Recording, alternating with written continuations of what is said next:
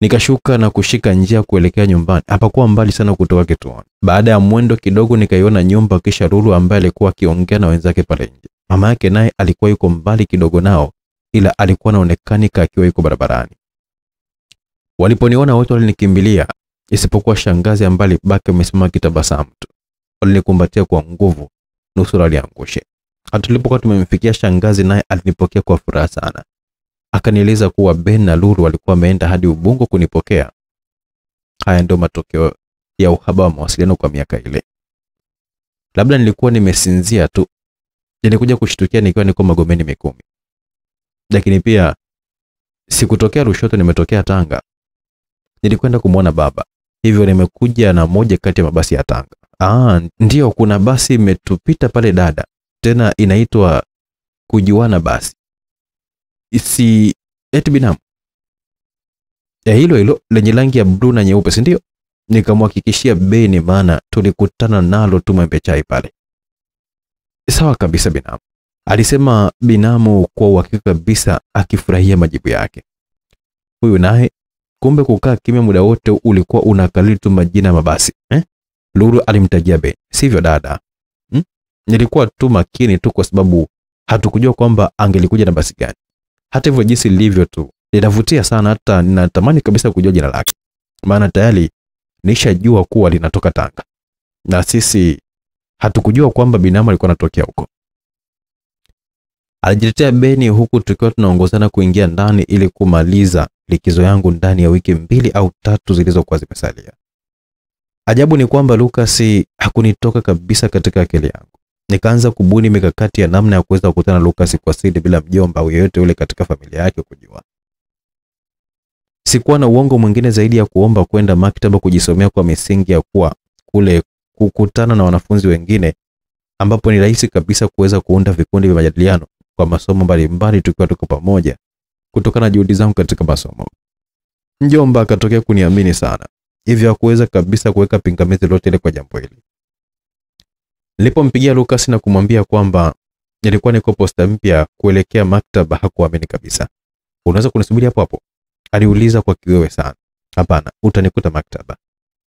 Utanisubiri nje basi tuingie wote, alishauri Lucas. Ila uje kama kaka, nilionya sana. Nimekuelewa. Alinihakikishia ni kama tulikuwa tumeongozana vile, maana ile nafika tu na yeye huyo akafika. Nashukuru tulisalimiana tu kawaida, wala sikuwa na aibu tena. Kisha tukaingia ndani. Ni yeye ambaye aliyenisajili, maana sikuwahi kabisa kuwa mwanachama. Kisha nikapewa kadi zangu, tukachagua kwenye kona moja hivi tukakaa. Sasa kweli nimeamini kwamba unanipenda Lolita. Jana nilikukumbuka sana. Sikutarajia kuonana na wewe leo. Nashukuru sana kwa kunipenda, alinong'ona Lucas. Kisha tukapanga siku ya kukutana. Tulikataa kukutana kila siku kwa misingi kwamba hata kama nilikuwa nafuatiliwa nyendo zangu, isingelikuwa rahisi kuweza kukamatwa. Pia nilihitaji muda wa kujisomea. Itabidi zile siku za kukutana aje kukuchukua Chiku, na siku za kusoma usome kwenye mpenzi wangu. Alishauri Lucas kwa sauti ya chini. Chiku alikuwa akifika maktaba mapema sana. Kila siku nilikuwa namkuta ameshafika. Nikishafika mimi tungesoma tu kwa nusu saa au saa moja, kisha tungeondoka kwa kutumia gari lililokuja nayo. Zile siku za kujisomea si Lucas wala Chiku ambangi likuja, labda kwa zile siku chache ambazo Lucas alikuja kwa dharura, lakini alifanya hivyo kwa tahadhari kubwa sana. Hata zile siku za kuonana ilikuwa ni lazima tuingie pale maktaba japo kwa nusu saa au saa moja kabla ya kuelekea mahali ambako tungekutana na Lucas siku hiyo. Hatukuwa tunakutana sehemu moja mara zote. Tulikuwa tunabadilisha. Chiku angepigiwa simu na kupewa maelekezo ya jinsi ya kukutana, kisha muda ukifika alinipeleka huko. Wakati wa kurudi angenipeleka hadi Manzese kupanda daladala za Mwenge. Lakini pia kuna siku ambayo ningeanzia posta nikiona kwamba hakukuwa na msongamano wa abiria. Hata zile siku za kujisomea nilikuwa ninapanda daladala posta kule. Utaratibu huu ulifanya kila mtu pale kwa mjomba aamini kuwa nilikuwa nimekwenda kule kwa lengo moja tu la kujisomea. Hata pale mjomba aliponiuliza kile nilichojifunza, nilimweleza bila kusita, na alipouliza maswali yake yalijibiwa kama vile mtu anavyokuwa anakunywa maji. Na hivyo kusababisha mjomba zidi kuniamini. Pamoja na ile hali ya kumwaza Lucas, nilijitahidi sana kutumia muda wangu mwingi kujisomea.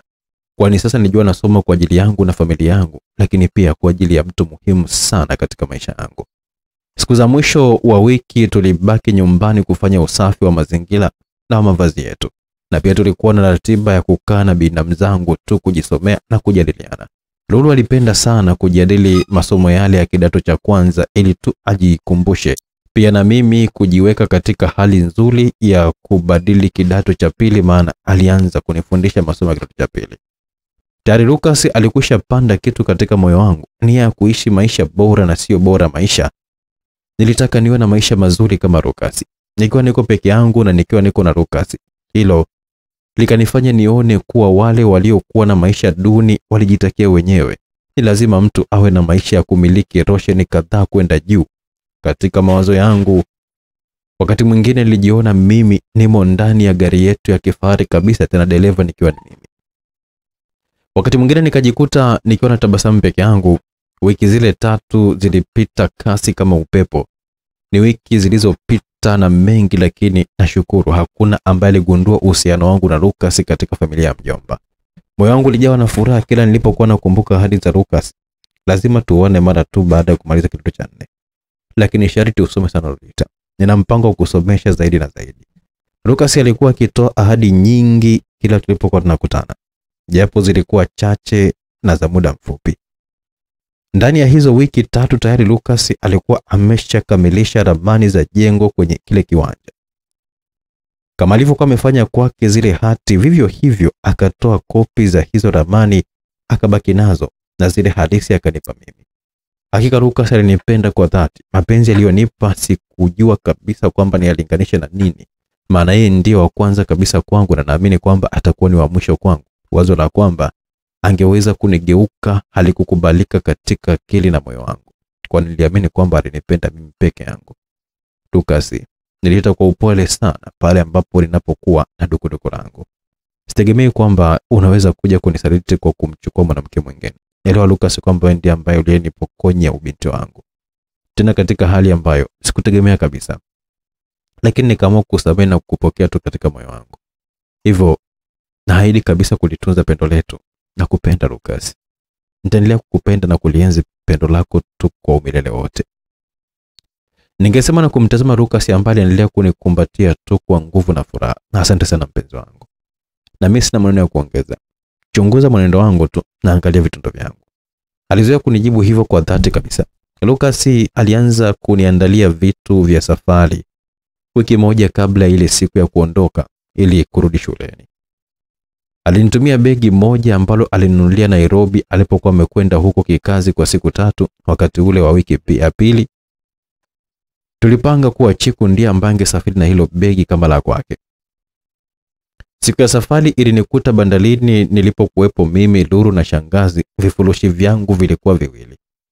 Ile begi ambayo alikuwa ameniletea Chiku na boksi moja kubwa la chuma ambalo nilikuwa limebeba mahitaji yangu yote ambayo alikuwa amenunulia mjomba na mke wake.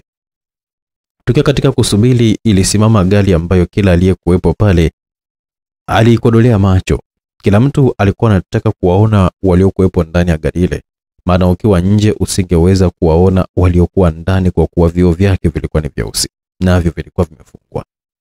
Mtu wa kwanza kabisa kushuka kwenye ile gari alikuwa ni Chiku. Sikuweza kabisa kustahimili nilipomuona. Hata Chiku mwenyewe hakuweza, ndio maana alinifuata mbio nami pia nikamfuata.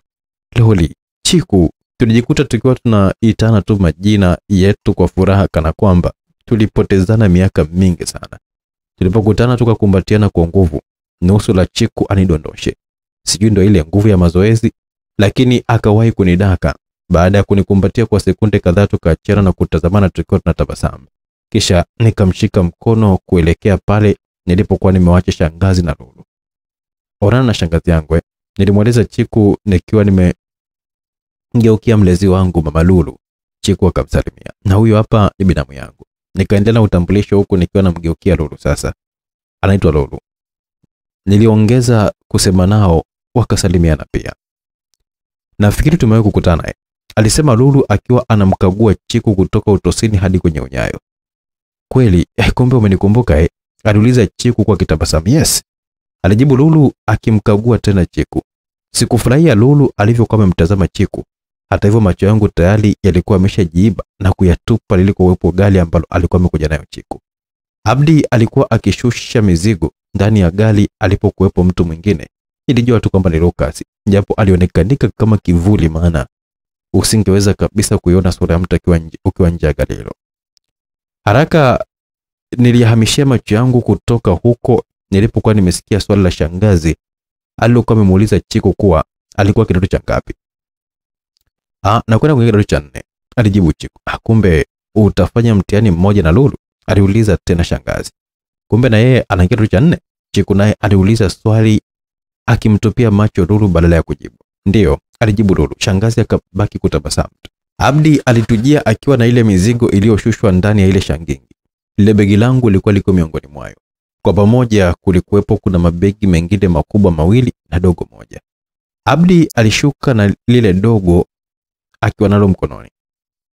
Yale makubwa aliwapa vijana shilingi 200 wambebe, wakambebea. Yale mabegi yalipokuwa yamewekwa chini, kila mtu akawa anayatazama. Katika watu ambao walikuwa wametupa mshtuko kwa mshangao wa uzuri wa mabegi yale ni Lulu, ambaye aliendelea kuyatazama kisha akamtazama Chiku kwa staili ile ile ya kutoka utosi hadi unyayo. Nimekuja kugundua kuwa binamu yangu huyu hakutaka kupitwa na yeyote kwenye jambo lolote lile. Huyu hapa ni kakaangu, anaitwa Abdi. Alianza Chiku kumtambulisha Abdi kwetu na kisha sisi mmoja mmoja kama ambavyo nilivyokuwa nimemtambulisha, naye akatutambulisha kwa Abdi. Mimi ilibidi nijifanye kuwa ndio nilikuwa namuona kwa mara ya kwanza kabisa. Binamu yeye hashuki? Chiku aliuliza kwa namna ya mshangao. Ina maana kwamba haji kuniaga? Chiku aliuliza kwa hali ya masikitiko kisha akapiga hatua kuiendea gari. Jambo moja nilijifunza kwa Chiku. Wakiwa katikati ya watu utaamini kwamba ni ndugu. Hayupo ambaye angeliweza kubaini kwamba walikuwa ni wapenzi. Alizunguka upande ambao alikuwa amekaa binamu yake wa bandia na kufanya kwamba tusiweze kabisa kumuona tukiwa tuko huku tuliko. Lori aliita Chiku ghafla kama mtu mwenye jambo la haraka sana. Roho ikanipasuka, lakini nilijikaza tu na kumfuata pale alipokuwa baada ya kunionyesha kwa ishara ya mkono kwamba niende. Nilitimua mbio hadi pale. Lucas alinitazama kwa ile macho yake ya huba. Huyu hapa ni binamu yangu, anaitwa Juma. Alitoa Chiku ule utambulisho feki ili kupoteza lengo, lakini pia akimuonya Lucas kwa macho kuwa asije akajisahau. Nikajifanya kumsalimia kwa kumpa mkono, naye akanipa mkono huku akiwa ananiwekea kikaratasi ambacho nilikifutika haraka tu katika mfuko wa nguo ambao nilikuwa nimeivaa, baada ya kuhakikisha kwamba wale wasindikizaji hawakuwa wanatutizama huku. Please Lori, look after yourself. Maneno yake yalikatishwa na honi ya meli ambayo ilikuwa inaturuhusu kuingia kwenye meli tayari kwa kuanza safari. Safari yetu kutoka Dar es Salaam hadi Mtwara ilikuwa ni nzuri sana, kwani mjomba alinikatia tiketi ya daraja la pili, lakini Chiku alikuwa amekata tiketi daraja la kwanza. Baada ya shangazi na binti yake kunipakia, waliniaga kisha wakashuka na kuondoka. Kina Lucas hawakupenda kuondoka mpaka waone ile meli imeng'oa nanga na kuyoyoma. Shangazi na Lulu walipoondoka nilifurahi sana. Nilifurahi kwa sababu kuu mbili. Moja, nilitaka niwe na Lucas japo kwa dakika chache tu pale galini nilipokuwa nimeogopa hata kumbusu. Pili, nilikuwa nataka nimpe mtu ile tiketi yangu ya daraja la pili ili isipotee bure.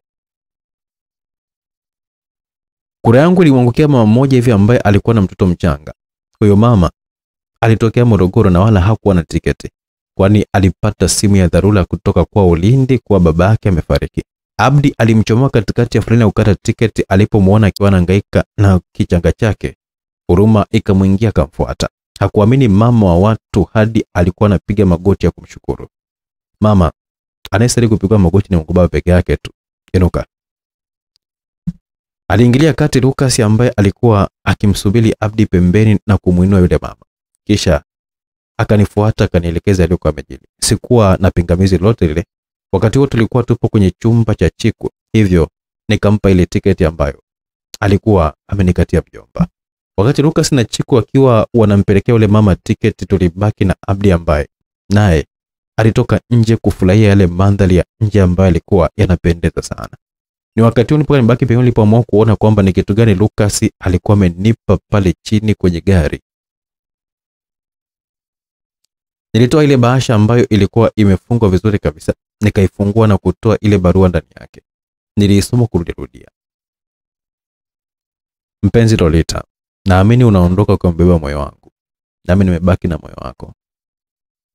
Nitakao uhifadhi mahali pazuri sana. Mahali hapo patakuwa na ulinzi mkubwa sana. Hakuna kitu kinachoweza kupenya ili kuweza kuudhuru. Ukinisaliti utaniua Lolita. Hata sijui nitaishije miezi yote hii bila wewe. Bora tumuombe Mungu Baba atuepushe na vishawishi vyovyote vile ambavyo vitakavyoweza kuliharibu penzi letu changa. Na kutakia safari njema. Ni mimi wako akupendaye Lucas. Ilimalizia barua hivyo. Nilikuwa naisoma kwa mara ya 3 wakati mlango ulipofunguliwa taratibu kabisa. Nilipoinua macho yangu yakakutana na yale ya Lucas. Nikashtuka kwa furaha ambayo ilikuwa imechanganyika na simanzi ndani yake. Chiku yuko wapi? Niliuliza kwa mashaka sana. Yupo hapo nje na Abdi. Alijibu Lucas, mikono yake ikiwa imenyooshwa tayari kunikumbatia. Yangu pia ilikuwa tayari kumpokea nikiwa nimeitupia ile barua kwenye kiti. Tulibaki hivyo kwa nukta kadhaa kabla Lucas ya kujiinua na kunitazama usoni. Mfereji wa machozi ulitimiza safari yake. Kwa upande wangu nilihisi hata nimerowesha shati yake aliyokuwa ameivaa. Sikutaka kuamini kama tunatengana kwa muda wote wa miezi karibu 6 hivi. Lakini pia nilimuonea yeye huruma zaidi, kwani nilishaanza kumfahamu vizuri kabisa kwenye hilo eneo. Na pia inawezekana kwamba nilimhurumia zaidi yeye kwa vile ni nadra sana kwa mwanaume kudondosha chozi. Hata hivyo alikuwa ni wa kwanza kunifuta machozi, nami nikafanya hivyo hivyo kwake. Na ndipo macho yetu yalipokutana na kuongea mengi zaidi. Midomo yetu ilisogeleana, ilipokaribiana, kila ulimi wa mmoja ulikuwa unatafuta wa mwenzake. Ni kishindo tu cha mlio wa honi ya meli kilichomfanya Lucas aniachie ghafla. Akataka kutamka jambo lakini akasita na kugeuka. Samani Loli, safari njema. Maneno ya Lucas yalikatishwa na kishindo cha kufunguliwa kwa mlango. Sote tukayapeleka macho yetu huko. Tuendeni tusije tukasombwa tu hapa na meli hadi Mtwara. Abdi aliyasema hayo akiwa anacheka na kugeuka. Chiku aliwapisha, maana sasa walikuwa wakikimbia. Lucas akampiga Chiku kidogo mgongoni wakati akiwa anampita. Bila shaka ni kwa ishara ya kumwaga. Abdi hakuwa hata na wazo la kuniaga. Chiku akanitazama na kutabasamu, nami ndani ya kukalika tena. Tukasogelea pale dirishani na kuwachungulia. Tayari walikuwa wameshashuka ngazi kwa haraka sana. Ulikuwa ni mwendo wa nusu ya kukimbia, huku wakipishana na wale abiria ambao walikuwa wamechelewa kuingia, au wale ambao walikuwa wamekaa tu kule chini wakiwa wanaongea. Walipotua chini waligeuka na kuangalia juu mahali ambapo walikuwa wametuacha. Ni kama hawakuweza kutuona. Walitembea haraka kuelekea kwenye gari lao. Walipofika Lucas alikumbuka kugeuka. Hapo hapo akambonyeza Abdi. Alipogeuka wakakutana na mikono yetu ikiwa inawapungia hivi. Nao walitupungia kisha wakaigemea gari huku wakiwa wanafurahia zile purukushani za mwisho. Baada ya kama 7 hivi ilisikika honi nyingine ambayo ilifuatiwa na meli kung'oa nanga na kuanza kujiondoa taratibu.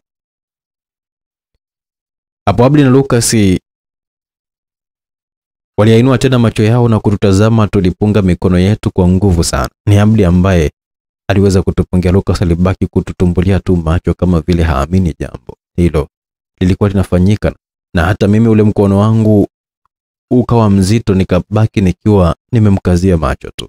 Ghafla Lucas akafungua mlango wa gari na kuingia ndani ambapo sikuweza kumuona tena. Abdi yeye alikuwa akiniona tu nilipokuwa. Abdi yeye alikuwa ananiona. Nilipomtupia Abdi macho alikuwa akicheka. Nikajua ni kwa nini alikuwa anacheka. Ni dhahiri Lucas alikuwa analia. Kiwingu kilipoanza kutanda kwenye macho yake nilikiona kabisa. Na kabla mvua hizo hazijaanza kudondoka, akaamua kujiondoa pale na kuingia kwenye gari. Nami alikadhalika nguvu ziliniishia kabisa. Nikasikia majonzi mazito yakinielemea tu. Nikarudi kwenye chumba chetu huku nikiwa najifuta machozi yalikuwa yameanza kuteleka.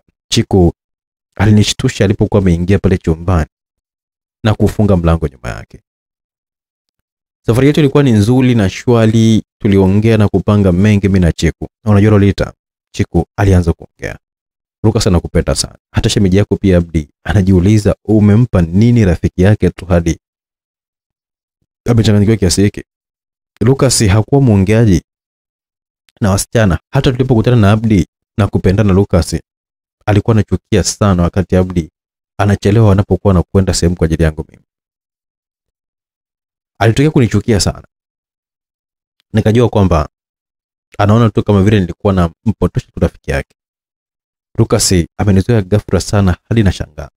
Kumbe ile siku tuliyokuwa tumekutana na wewe kwa mara ya kwanza kabisa, Lucas alikuwa ameshakuona ndiye ambaye aliyekuwa ameniomba kwamba nikutunze sana. Huwezi kuamini Lolita, Lucas mpaka afanye vile siku ile alishindwa kabisa kuvumilia.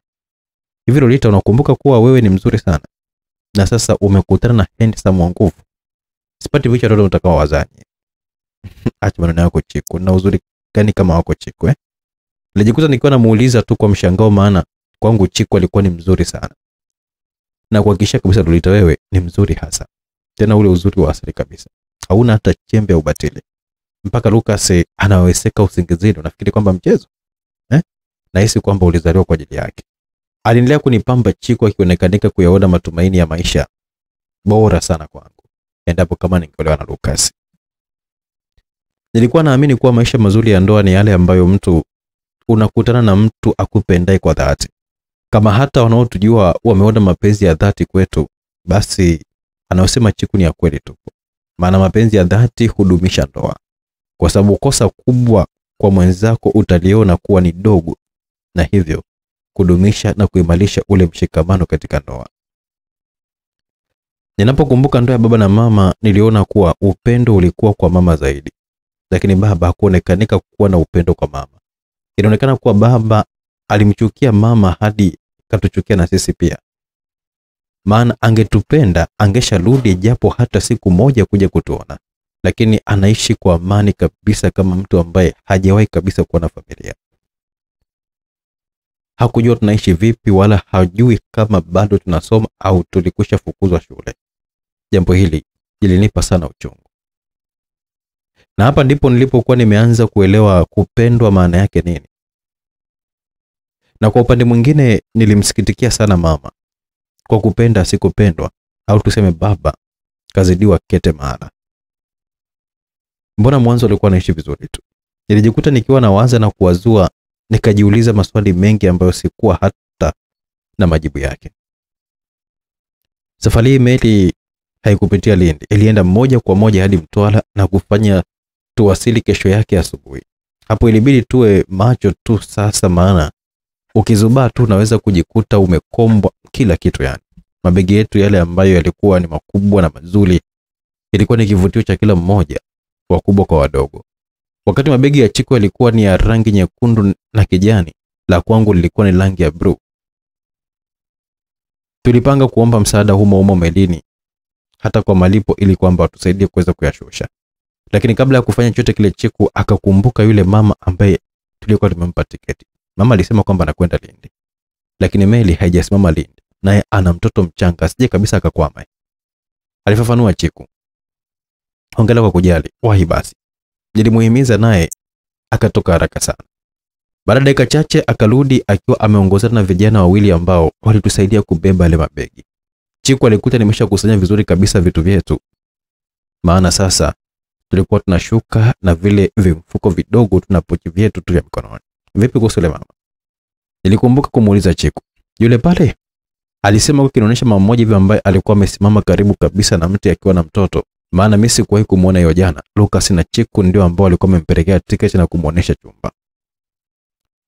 Tutamsogeza tu hadi stendi, akishapata basi na sisi ndo tutapanda la Masasi.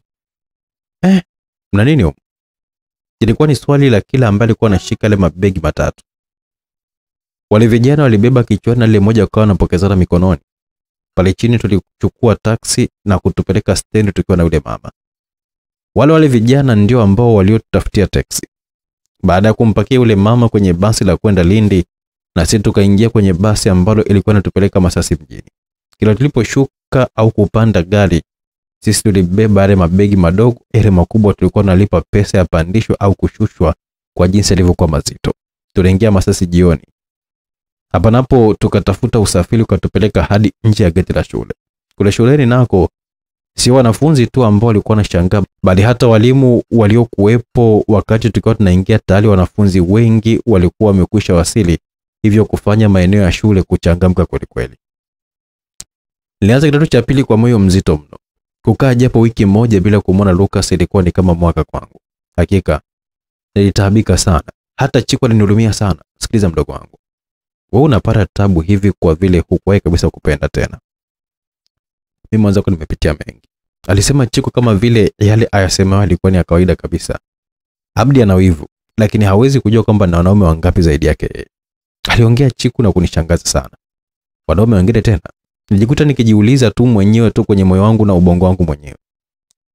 Nimsaliti Lucas? Haiwezekani kabisa. Nilijikuta nikidhamiria kwa kukataa hadi nikazungusha kichwa japo sikutamka kwa sauti. Unakata nini Lolita?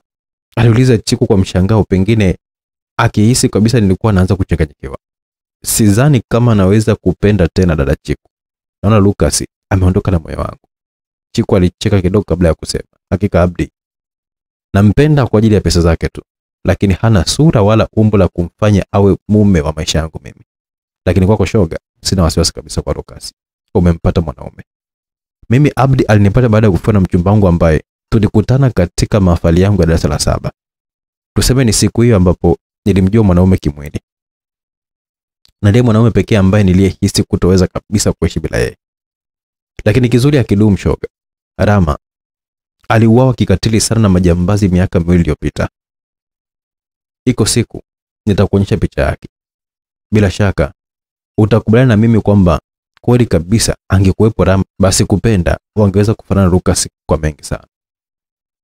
Weshanga alinilazimisha hadi akaenda kunijitambulisha kwetu na kunivalisha pete. Alimalizia Chiku kwa huzuni sana. Lakini mbona hata Abdi namuona kabisa ni mzuri tu. Nilisema kwa sauti ya chini, mdogo wangu, sidi ya mtungi ajuaye kata. Alimalizia Chiku kwa methali ya mimi sikutaka hata kumchimba zaidi. Lucas anakupenda sana Lolita. Lakini mwanaume si mtu wa kumwamini sana. Maana hata pale Rama alipokuja kufa tayari kulikuwa na tetesi kwamba alikuwa na mahusiano na msichana mwingine. Hata namna ya kifo chenyewe huwezi kabisa kujua ni majambazi kweli au alifumaniwa na mke wa mtu. Sijui. Alalama Chiku kwa uchungu sana. Lakini cha ajabu ni kwamba huyo msichana hakuonekanika msibani. Ila mimi ndiye ambaye nilitambulishwa kama mchumba wa marehemu. Kumbe tayari alikusha peleka barua na picha yangu nyumbani kwao Morogoro huko. Wazazi wake walilia sana. Hata wakashauri kwamba niolewe na mdogo wake marehemu. Lakini nikakatilia, kwani yule alikuwa ni mdogo sana kwangu, pili bado nasoma. Huyo mdogo wake hata kama angelikuwa ni mkubwa asingejua na kuelewa yale ambayo tuliokuwa tumekubaliana mimi na kaka yake. Maana masuala yote ya kuvalishwa pete yalifanyika jijini Dar es Salaam, wazazi wakiwakilishwa na mjomba wake tu na ndugu wachache ambao walikuwepo jijini. Alisimulia Chiku. Kwa leo Chiku kanieleza mambo makubwa sana. Niliwaza nikiwa tu nimeduaa tu huku nikiwa nimetumbulia macho. Hivi dada Chiku, ulijisikiaje ulipofanya jambo hilo kwa mara ya kwanza kabisa? Hasa ukizingatia ndio ulikuwa unasubiri kwa hamu sana kwa kitu cha kwanza. Nilimuuliza taratibu kabisa nikiwa binafsi sijiamini kabisa baada tu ya kuonana mara ya kwanza na Lucas. Lakini nikaendelea kuona siku zangu kama kawaida. Hilo likanishangaza. Maana mama alinionya sana na kusema kwamba siku nitakayojaribu ni mimba. Hivyo na shule usahau kabisa, jambo ambalo sikutaka litokee. Kwanza Chiku aliguna, ikifuatiwa na tabasamu hafifu kabisa kabla ya kunitazama tu kwa sekunde kama 5 hivi. Lolita alinda taratibu. Nikisema kwamba nimepitia mengi, wewe kubali tunauelewa. Kwa namna fulani hivi nilikuwa na bahati sana ya mtende. Litendo moja la Rama lilitosha kabisa kutunga mimba. Kwa wakati ambapo ulipokuwa umewadia sikuona kitu. Wasiwasi ukanivaa sana, nikajikuta nikiwa nimechanganyikiwa kabisa. Ikabidi nimtafute Rama haraka sana. Lakini bahati nyingine ni kwamba Rama alilipenda sana, hasa ambapo aliponikuta ningali bado mgeni kabisa katika mambo hayo. Alifurahi sana mdogo wangu. Akanihimiza kwamba nijitunze sana ili anioe. Nilipomfahamisha hali ile, hakuonesha shaka wala kushtuka, ila alinitaka tu kwamba nisiwe na wasiwasi tu, kila kitu kitakuwa sawa. Mwanzoni sikuwa nimemuelewa, na hata alipokuwa ametaka kunielewesha tayari nilikuwa nalia. Akalazimika kufanya mambo kijeshi sana. Tafuta siku ambayo utakuwa na nafasi na nijulishe siku kadhaa kabla, kisha ataniambia cha kufanya. Sikuamini macho yangu siku ambapo ilipowadia. Ndani ya masaa 6 nilikuwa mzima. Nimepewa dawa za kutumia kwa siku 5. Kisha nikaja kupewa dawa nyingine za kumeza kila siku mara moja. Dawa zenyewe ni kama zile ambazo unazotumia wewe kila jioni baada tu ya chakula. Na kama sio vidonge vile, si ajabu na wewe pia sasa hivi ungelikuwa una hapa. Maneno yake yanishtua sana. Macho yakanitoka na moja kwa moja nikatambua kwamba Chiku alifahamu kile ambacho kingenitokea. Hata hivyo, kwa kuwa sasa nilimuona Chiku kama mkombozi wa maisha yangu, niliamua kuwa mpole. Ila nilimuuliza kiungwana tu, ina maana kwamba ulifahamu mipango ya Lucas dada? Hapana Rod, alijibu Chiku taratibu kabisa akanitazama kando. Mimi nimekuuliza kama nimepitia mengi, nimeona mengi na nimesikia mengi. Tayari swala la wewe kupendwa na Lucas nilishalijua kama ambavyo nilivyokuwa nimekueleza siku ile. Kwa sababu sasa alikuwa ananisumbua tu sana na alikuwa anahangaika mno. Nikaona kwamba isiwe tabu, ndio nikatafuta fursa ya kuwakutanisha tu. Lengo lilikuwa ni kwamba mkutane, mjuane, na mkikubaliana muweze kupanga tu itakavyokuwa. Maana alikuwa anaweseka mno Loli. Nikajua kwamba mkionana, mkikubaliana, atatulia. Kumbe hata niseme nini Loli. Ndio nikaona kabisa kwamba nisipofanya kitu hicho, ukija kubebeshwa mimba hapo, utanilaumu sana mdogo wangu. Nikaona bora tu nusu shari kuliko shari kamili. Kumbe hata sijui niseme nini Loli. Ilifikia wakati Lucas akawa halali usingizi, na hata alipolala usingizi kidogo anaweseka, na Abdi akanitahadharisha sana kwamba tufanye tu jitihada za kukukinga, maana huenda ikatokea mkawa nyewe wawili tu alafu akafanya jambo lote bila wewe mwenyewe kupenda. Hivyo tukaona kinga ni bora kuliko tiba Loli. Nikajua ukipata mimba utanilaumu sana. Hilo naomba nisamehe sana. Nia yangu ni kwamba ilikuwa ni njema tu. Ila elewa mahusiano ya namna hiyo ndio ambayo yaliwatumbukiza nyongo wasichana wengi sana. Asada Chiku, kumbe hali ile wewe uliifahamu, kwa nini sasa ukakubali kabisa kuniacha huko siku ile? Nilihoji taratibu lakini kwa masikitiko sana. Sikiliza Lolita, alianza kujitetea Chiku. Jambo ambalo lilo nipumbaza ni ule ukimya na upole wa Lucas. Nikajiaminisha kwamba hawezi kabisa kufanya kitu. Kwani dada, hujawahi kusikia kuwa simba mwenda pole ndio mla nyama? Kweli mwenzangu, alikubali Chiku. Kumbe nilikosea sana bwana, mimi nikiwa niko pale wenzangu wako kule. Alianza tena Chiku. Wakati ulipokuwa umeona watu wakiwa wanatoka nje, kumbe ni mpango tu ambao ulikuwa unapangwa, sisi hatuna habari kabisa. Tukabaki tukiamini kabisa kwamba ni wanaume wamekwenda kuongea tu mambo yao kwa kiume, kumbe mambo yao ndo kama hayo. Na yao ambao alikuwa amepanga na mpaka dhilika kuwa ni hayo Lolita, hebu nisamehe sana. Chiku alimalizia katika hali ya huzuni ambayo ilipelekea hata mimi mwenyewe kumuonea huruma kiasi cha kujikuta nikimkumbatia kabisa. Tulitulia tu vile kwa muda, kila mmoja akiwa analia kidogo kidogo tu kwa wakati wake. Basi dada Chiku, haya yamepita. Isitoshe kwamba Lucas nampenda, tena nampenda sana, na pia yale ambayo Lucas amenifanyia mpaka sasa hivi ni makubwa sana. Sielewi hata nitaeleza nini yani. Inatosha tu kwamba nikisema kwamba hukukosea ulipokuwa umesema kwamba Lucas ananipenda kwa dhati. Vile vile dada Chiku, nashukuru sana kwa kunipa kinga mapema sana, kwani kama sio wewe pengine ningelazimika kuitungua tu mimba yangu ya kwanza kabisa kama ambavyo ilivyotokea kwako. Vinginevyo sijui kwamba ningelikuwa mgeni wa nani dada Chiku. Ningemuuliza nini mama atanielewe. Pamoja na wale wote ambao wananizunguka, kibaya zaidi malengo yangu ya kupata elimu inaweza kuikomboa hiyo familia. Hivyo narudia kusema kwamba asante sana. Chiku alinibusu kidogo kwa furaha ambayo alikuwa nayo. Baada ya kweli hiyo kukaa sawa, tukaendelea mambo yetu tu ya kawaida. Kwa hiyo ilikuwa ni kama dalili ya kuridhika tu na shukrani zangu kwake. Pia ilikuwa ni furaha sana kuona kwamba tungeendelea kudumisha tu ndugu wetu. Kwani sasa huu haukuwa urafiki, bali kwangu Chiku alikuwa ni kama dada yangu wa damu kabisa, na mimi nilikuwa kama mdogo wake wa damu kwa mambo mengi ambayo yalitukuta katika maisha yetu yalifanana sana. Tuliendelea kuficha uhusiano wetu wa karibu, lakini kila siku tulikuwa na muda wa kupanga na kupangua mambo yetu. Chiku aliendelea kutoka kila Jumapili. Mimi nikaendelea kubaki tu mpweke kila alipokuwa ametoka. Ila asubuhi ningelikwenda kanisani na kisha kurudi shule. Na sasa niliamini Chiku aliposema kwamba mimi ni mzuri, maana usumbufu niliokuwa naupata kila nilipokuwa natoka nje ya eneo la shule ulinithibitishia hilo. Lakini sikuwa tayari kabisa kumsaliti Lucas. Haijalishi kama yeye atanisaliti, maana huu mwili wangu sio wa kila mtu, bali wa mtu mmoja. Akinisaliti basi nitaishi bila mwanaume. Niliweka msimamo. Bado sikuwa nimefahamu kule alikuwa anaenda Chiku. Mara zote nilipomuuliza alishia kunitazama tu kwa muda kabla ya kusema, "Utafahamu yote Lolita. Hakuna haraka." Na kweli bwana, sikuwa na haraka. Nilimwacha nieleze kwa wakati wake, maana nilikuwa na uhakika kabisa kuwa anafahamu alichokuwa anakisema na kufanya. Hivyo nilifanya kuvuta subira. Kukutana na Maganga. Ilikuwaje nikakutana na Maganga, msikilizaji? Maganga ni nani na alifanya kwenye maisha yangu? Nisikilize kwa makini sana. Ni katika hizo siku za kusubiri Jumapili moja ya mwisho wa mwezi nilipokuwa nimemwona mwanaume yule. Ni mwanaume ambaye amekuwa akinifuatilia tangu nikanyage ardhi ya Masasi. Ila tu ni kwamba sikuwahi kuongea naye, maana sikuwa nampa nafasi hiyo. Baba huyu alinishangaza sana. Kwa umri wake hakosi kuwa na familia na watoto 3 au zaidi. Sasa leo alikuwa anataka kuniambia kitu gani hasa? Nilijifanya sijamuona, nikawa nimepita bila hata kusalimia. Akanifuata akawa ananiita nyuma yangu mimi. Nilisimama nikamtazama kwa ukali sana. Japo alijitahidi kunisalimia, lakini alikuwa akiyakwepa sana macho yangu. "Naomba tukakae mahali nina mazungumzo na wewe.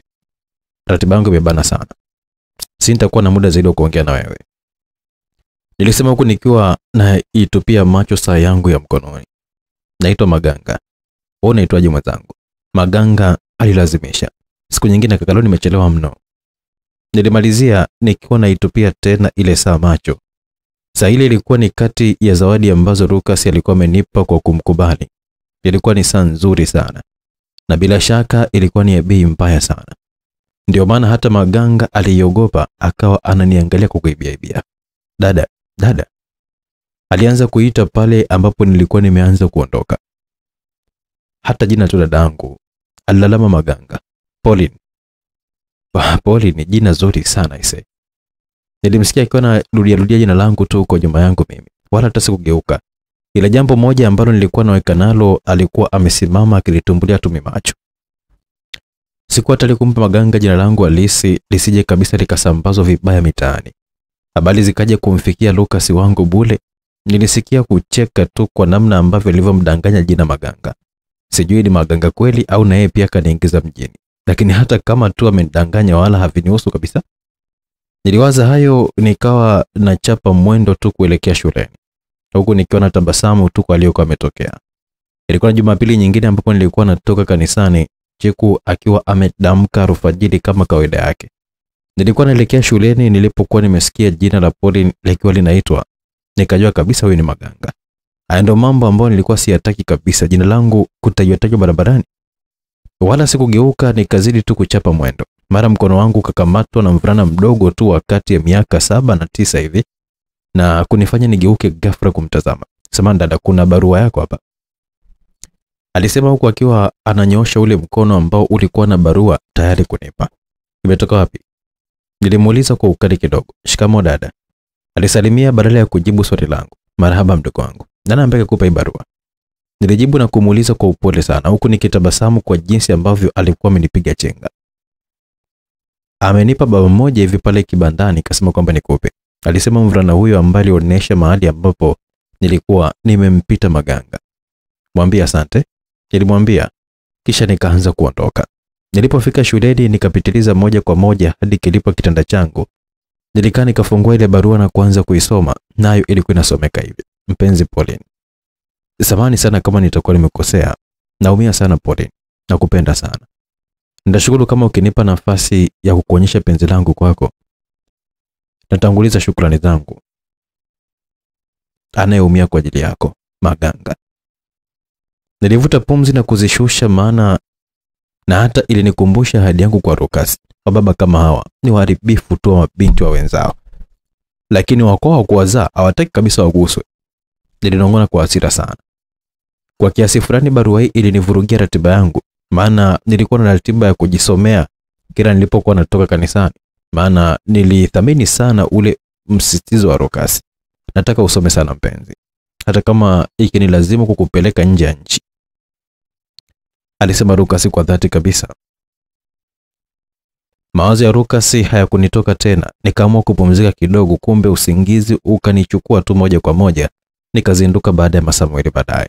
Chiku alikuwa yuko pembeni juu ya kiti akiwa ananitazama. "Vipi leo unaumwa?"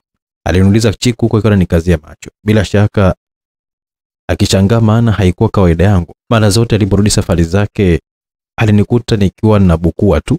Sasa leo kakuta nimelala. Nilitabasamu kidogo kabla ya kumjibu, "Hapana dada. Kichwa kilikuwa kinaniuma sana, nikaona kwamba bora nipumzike kidogo kwanza." Kumbe usingizi ukawa umenichota tu moja kwa moja. Niliongopa nikiwa nainuka tu ili nipate kukaa sasa. "Umemkumbuka Lucas bila shaka?" Chiku aliamua kunitonesha kidonda. Ni kweli Lucas alikuwa amenikaa sana moyoni, lakini nilikuwa najitahidi sana kuto kumwaza sana ili nisije nikavuruga masomo yangu, maana hata yeye pia alitaka nisome sana. Jambo ambalo nilijua kuwa lingeweza kumfurahisha ni mimi kufanya vizuri katika masomo yangu, na hilo ndilo ambalo nilikuwa nikijitahidi sana kufanya.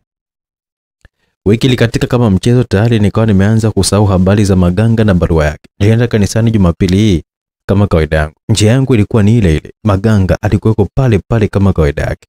Bila shaka alitarajia majibu ya barua yake. Nani aandike? Nilijisemea moyoni tu nilipokuwa nimemwona. Nikaamua kupita bila hata kumsalimia. Nilivyompita wala sikugeuka, kwani kilio cha Lucas kilijaa katika moyo wangu na akili yangu pia. "Nataka usome sana mpenzi." Kwa nini nisisome na hali uwezo ninao?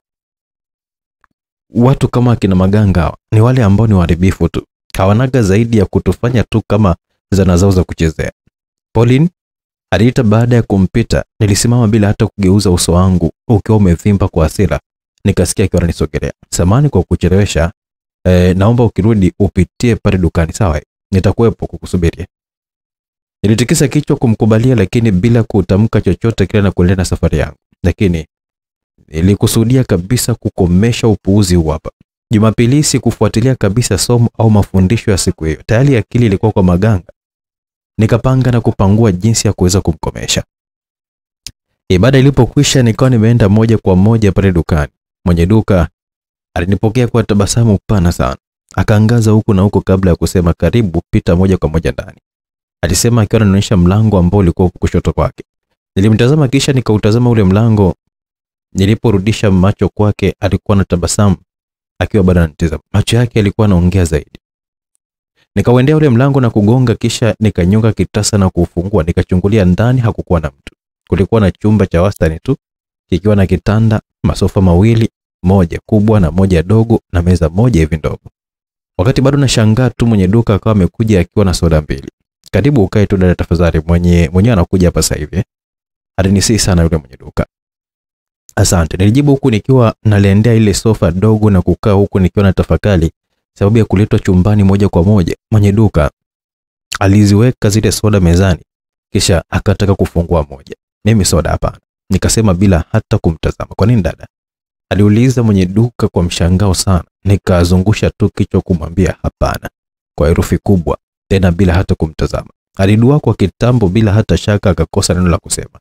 Kisha akairudisha pale mezani na kuondoka kurudi dukani. Sikuwa tayari kabisa kunywa au kula chochote, maana sasa nilikuwa najua kwamba naweza nikawekewa na madawa hapo na kisha nikafanywa ufilauni wa kutisha. Sikuwa tayari kabisa kumsaliti Lucas. Nilinong'ona. Mlango ulifunga taratibu, maana mwenye duka alipokuwa ametoka aliufunga nyuma yake. Niligeuza macho kivivu, nikakutana na tabasamu pana la Maganga.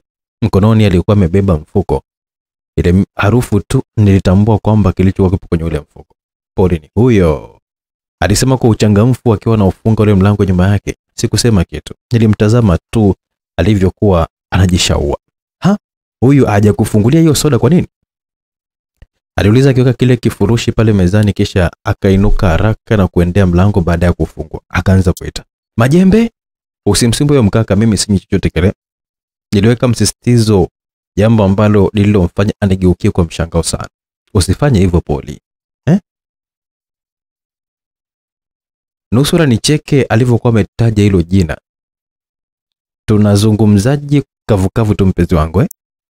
Aliuliza huko kanajichekesha. Nilinuka kwa hasira sana. Nani mpenzi wako? Niliuliza kwa ukali. Basi dada, naomba ukae tuongee. Alilazimika kuwa mpole na kusikiliza. Nilisema bila hata kumtazama, akapumua kwa nguvu. Bila shaka alikuwa anatafuta namna ya kuweza kunishawishi ili nikae na kupenda pole. Alisema akiwa hana uhakika hata sauti yake mwenyewe kabisa. Hivi Maganga, huna familia wewe? Nilimuuliza nikimkazia macho. Akaangalia pembeni kwa aibu. Na wachukia sana wa baba kama wewe.